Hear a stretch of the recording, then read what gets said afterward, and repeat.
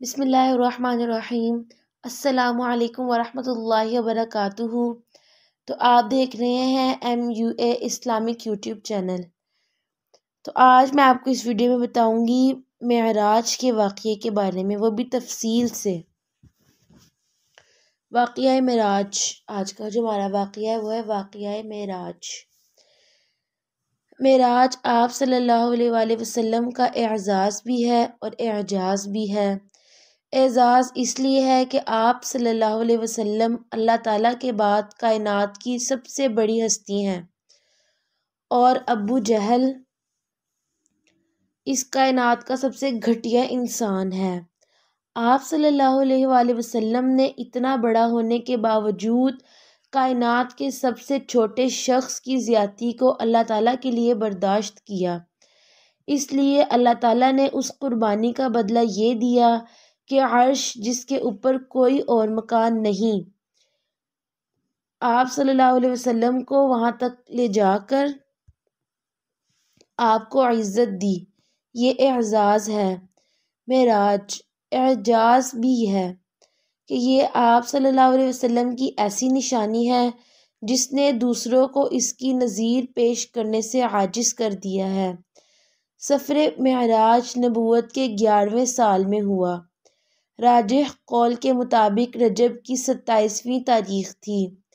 یہ سفر 2 حصوں پر مشتمل ہے۔ نمبر 1، مسجد حرام سے مسجد اقصیٰ تک، اسے اسراء کہتے ہیں۔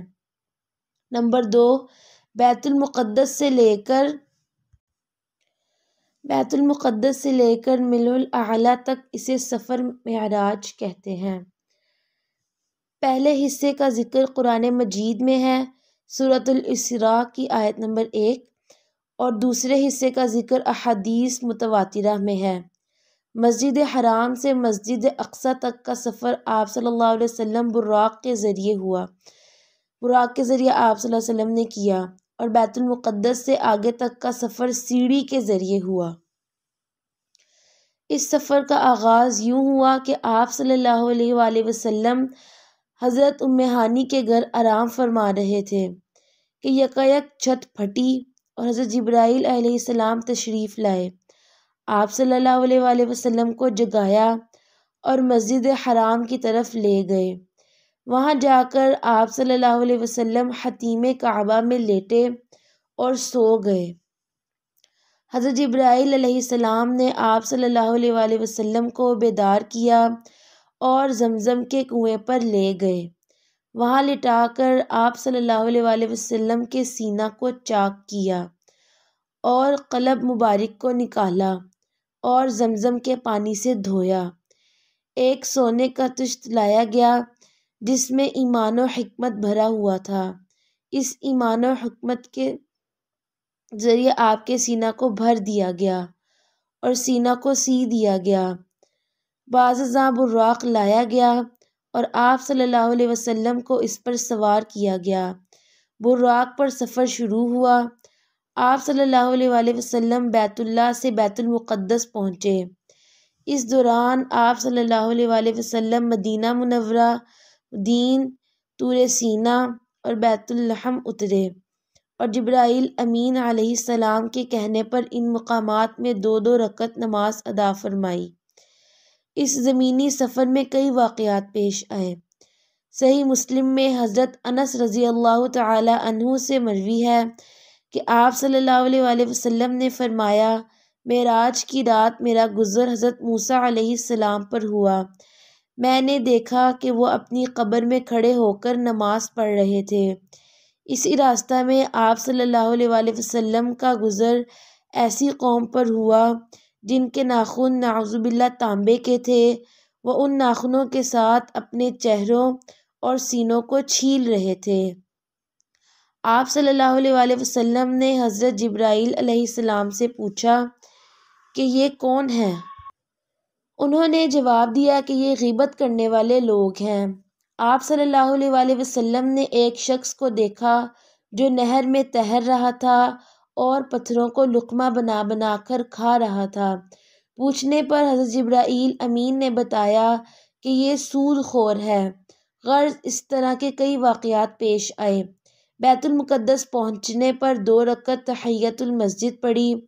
تمام انبیاء علیہ السلام پہلے ہی سے آپ صلی اللہ علیہ وآلہ وسلم کے انتظار میں موجود تھے۔ ایک مؤذن نے اذان دی، پھر اقامت کہی۔ تمام انبیاء علیہ السلام صف باندھ کر انتظار میں کھڑے تھے کہ کون امامت کرے گا۔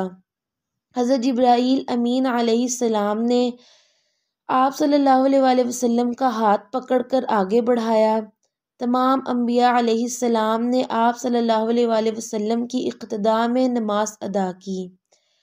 انبیاء علیہ السلام کی یہ نماز روح مع الجسد تھی۔ اس کے بعد حضرت جبرائیل علیہ السلام اور دیگر ملائکہ کے ہمراہ آسمانوں کی طرف عروج فرمایا۔ آسمانوں پر مختلف انبیاء علیہ السلام سے ملاقات ہوئی۔ پہلے آسمان پر حضرت آدم علیہ السلام، دوسرے آسمان پر حضرت عیسیٰ علیہ السلام، تیسرے آسمان پر حضرت یوسف علیہ السلام، چوتھے آسمان پر حضرت موسیٰ چوتھے آسمان پر حضرت ادریس علیہ السلام، پانچویں آسمان پر حضرت ہارون علیہ السلام، چھٹے آسمان پر حضرت موسیٰ علیہ السلام اور ساتویں آسمان پر حضرت ابراہیم علیہ السلام سے ملاقات ہوئی۔ بعد ازاں آپ صلی اللہ علیہ وسلم کو سدرۃ المنتہا کی طرف لے جایا گیا، جو 7ویں آسمان پر ایک بیری کا درخت ہے۔ زمین سے جو چیز اوپر جاتی ہے وہ سدرۃ المنتہا پر جا کر رک جاتی ہے، پھر وہاں سے اوپر اٹھائی جاتی ہے، اور ملاء الاعلیٰ سے جو چیز اترتی ہے وہ سدرۃ المنتہا پر آ کر ٹھہر جاتی ہے، پھر وہاں سے نیچے اترتی ہے۔ اس مقام پر آپ صلی اللہ علیہ وآلہ وسلم نے حضرت جبرائیل امین کو ان کی اصلی صورت میں دیکھا۔ آپ صلی اللہ علیہ وآلہ وسلم نے حق جل مجدہ کے عجیب و غریب انوارات اور تجلیات کا مشاہدہ کیا، اور بے شمار فرشتے اور سونے کے پتنگے دیکھے جو سدرۃ المنتہا کو گھیرے ہوئے تھے۔ سدرۃ المنتہا کے بعد آپ صلی اللہ علیہ وسلم کو جنت اور جہنم دکھائی گئی۔ اس کے بعد مقام صریف الاقلام پر پہنچے۔ لکھنے کے وقت قلم کی جو آواز پیدا ہوتی ہے اسے صریف الاقلام کہتے ہیں۔ ملائکہ امور الالہیہ کی کتابت کر رہے تھے اور احکام خداوندی کو لوح محفوظ سے نقل کر رہے تھے۔ مقام صریف الاقلام سے آگے چل کر حجاب طے کرتے ہوئے بارگاہ قدس میں پہنچے۔